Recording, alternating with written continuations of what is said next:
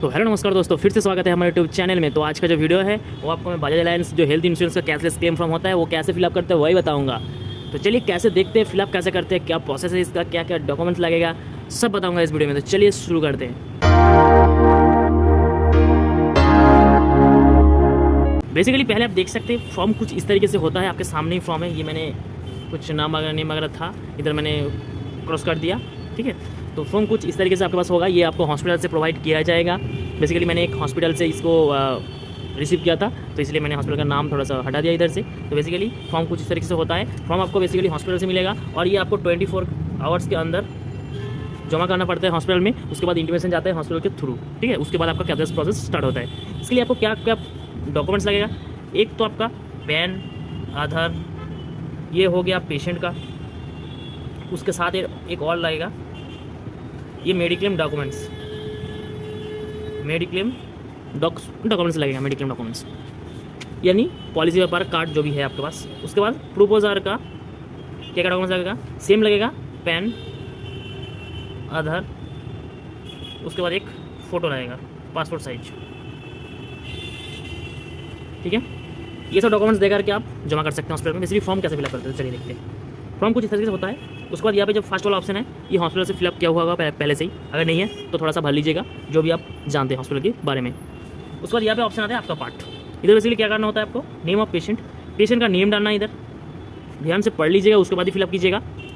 उसके बाद जेंडर डालना है इधर, मेल या फीमेल, डेट ऑफ बर्थ मतलब कितना साल का है, डेट ऑफ बर्थ इधर, और यहाँ पे एज डालना होता है, एज, और यहाँ पे डेट ऑफ बर्थ। उसके बाद नेम ऑफ अटेंडेंट, जो फॉर्म फिलअप कर रहे हैं उसका नाम डाल सकते हैं, किसी का भी नाम डाल सकते हैं अभी यहाँ पे। उसके बाद यहाँ पे कॉन्टैक्ट नंबर। कॉन्टैक्ट नंबर का मतलब क्या है, ऐसा नहीं है कि आपका पॉलिसी में जो नंबर दिया गया है वही देना पड़ेगा। कोई भी नंबर आप दे सकते हैं, यहाँ पे कोई भी नंबर दे दीजिएगा जिस नंबर पे हॉस्पिटल कॉन्टैक्ट कर सकते हैं आपको। उसके बाद यहाँ पे alternate contact number, 2 contact number की जगह है, आपको 2 कॉन्टैक्ट नंबर दे दीजिएगा। उसके बाद इंश्योर कार्ड नंबर, ये कार्ड नंबर आपको हॉस्पिटल जो आपका पॉलिसी का डॉक्यूमेंट्स होगा, आपका जो कार्ड होगा उसमें मिल जाएगा आपको। GMC ऐसा कुछ करके हो सकता है, या फिर कोई नंबर, रनिंग नंबर भी हो सकता है आपके सामने, ठीक है। ये बेसिकली आपको कार्ड में मिल जाएगा अगर आपके पास कार्ड है। नहीं है तो छोड़ दीजिएगा, कोई बात नहीं।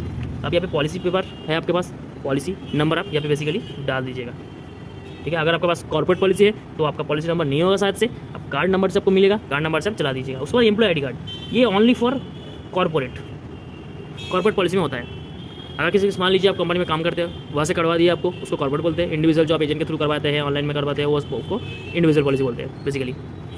ये ओनली फॉर कॉर्पोरेट के लिए है। एम्प्लॉय ID होगा उसके सामने, उसके पास तो फिलअप कर लीजिएगा। बेसिकली ये दोनों ऑप्शन नहीं कीजिएगा, ज़्यादा बेहतर रहेगा आपका सामने, ठीक है। ये पार्ट पूरा हॉस्पिटल का पार्ट है, ये हॉस्पिटल की तरफ से फिलअप किया जाएगा, आपको फिलअप करने की जरूरत नहीं है, छोड़ दीजिएगा सारा कुछ। ध्यान से पढ़ लीजिएगा, इधर लिखा हुआ है please complete declaration on the revise side of form field by treating doctor and hospital, ठीक है। यह भी बेसिकली हॉस्पिटल का ही पार्ट होगा। किसी किसी हॉस्पिटल में ये पार्ट आपको फिलअप करना होता है। बेसिकली ये जो ऑप्शन होता है, ये पास हिस्ट्री होता है, ये सब पास हिस्ट्री होता है, ये सब पास हिस्ट्री होता है, ये आपको फिलअप करना होता है, कितने साल से कितने मंथ से है बेसिकली, ठीक है। यहाँ पे सिग्नेचर का जगह है, सिग्नेचर कोई भी कर सकते हैं आप यहाँ पे। ऐसा नहीं है कि पेशेंट को ही करना पड़ेगा, ऐसा नहीं है कि इंस्टीट्यूट को करना पड़ेगा, कोई भी सिग्नेचर करके रिलेशन दे सकते हैं आप, कोई भी सिग्नेचर कर सकते हैं, ठीक है। ऐसा बात नहीं है, जो सिग्नेचर कर रहे हैं उसके नाम से सिग्नेचर करेगा, या कि पेशेंट के नाम से उसके नाम पर सिग्नेचर करेगा। उसके बाद यहाँ पे बेसिकली कुछ डिक्लेरेशन वगैरह दिया गया है, ये आप ध्यान से पढ़ लीजिएगा, कुछ टर्म्स एंड कंडीशन वगैरह, डिक्लेरेशन वगैरह दिया गया है। उसके बाद यहाँ पे पेशेंट का नेम और कॉन्टैक्ट नंबर दे दीजिएगा, कोई भी जिस नंबर को कॉन्टैक्ट कर सकते हैं। सिग्नेचर वैसा ही है, कोई भी कर सकते हैं।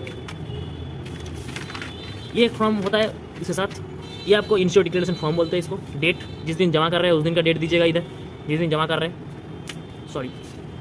उसके बाद यहाँ पे पेशेंट का नाम, पेशेंट का भी नाम डाल सकता है अभी इधर। उसके बाद डेट ऑफ एडमिशन, डिस्चार्ज तो नहीं होगा तो एडमिशन डेट डाल दीजिए सेम। यहाँ पे बेसिकली कुछ नहीं फिलअप करना है आपको। नीचे साइड में सिग्नेचर करना होता है, कोई भी सिग्नेचर कर सकते हैं। Name of institute, sign of institute या रिलेटिव्स साइन कर दीजिए, नेम डाल दीजिए, रिलेशन डाल दीजिए, वो जो साइन कर रहे हैं उसके साथ पेशेंट का रिलेशन क्या है वो डाल दीजिए, मोबाइल नंबर कोई भी डाल दीजिए। उसके बाद ये फॉर्म बेसिकली फिलअप हो गया है। इसके साथ जो डॉक्यूमेंट्स मैंने बोला है उस डॉक्यूमेंट्स के साथ आप जमा कर सकते हैं बेसिकली। इसके साथ और एक फॉर्म होता है KYC फॉर्म जो बोलते हैं आपको, सेंट्रल KYC, वो हर क्लेम फाइल के साथ आप अभी फिलहाल करना पड़ रहा है फिलअप। तो बेसिकली वो फिलअप मैंने एक और वीडियो बनाया है, उसका लिंक मैंने डिस्क्रिप्शन में दे दूँगा, वो वीडियो आप चेकआउट कर सकते हैं। उस फॉर्म को ऐसे फिलअप कर सकते हैं। तो बेसिकली वो फॉर्म मैंडेटरी है हर क्लेम के साथ, तो बेसिकली आपको फिलअप करना होगा। मैंने पहले से एक वीडियो बनाया था तो इसलिए नहीं दिखाया, तो मैंने लिंक डिस्क्रिप्शन में दे दूँगा, वो आप जाकर के चेकआउट कर सकते हैं। तो बेसिकली फॉर्म इस तरीके से फिलअप कर सकते हैं।